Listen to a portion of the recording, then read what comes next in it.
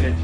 One of my absolute worst, and I mean the worst possible timing on a trade, I think, ever for me.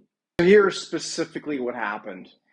We just had President Trump announce potential tariffs of up to 50% on copper. Here is the headline in the Financial Times right there. I have a long-term, very bullish thesis on copper. I think copper is going to go much higher through the lens of, quarters and years to come. I have long exposure in copper, but what I did a couple of days ago, actually about a week ago or so, I started adding copper futures to leverage up my trade on copper. And I closed that trade literally about an hour before this news hit. The problem is that on the back of this news, of the tariff announcement, copper futures jumped 13% in what, according to the Wall Street Journal, is the largest single day surge in records going back to 1968. Now, does that make me a horrible trader? Maybe.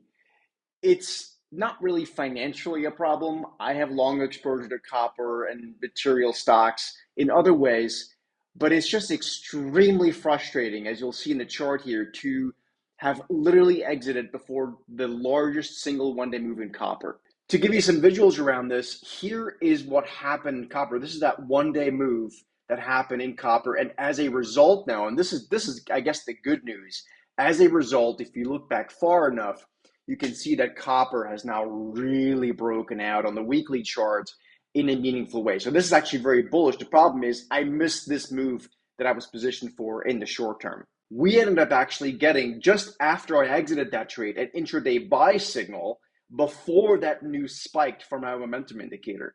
Why did I exit my copper trade? Again, I have copper exposure, so it's not like I exited my trade, but my entire position. What I exited is the short-term bet on copper. The reason I exited is because the dollar was rallying. I saw precious metals in general getting a bit weaker, and I thought, you know what, with gold down, copper might not immediately pop, so I was going to add that trade back on, but then, of course, copper rallied.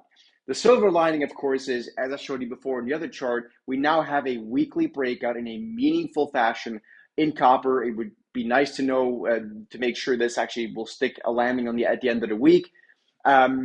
Frustrating trade, horrible timing. Hope it helps.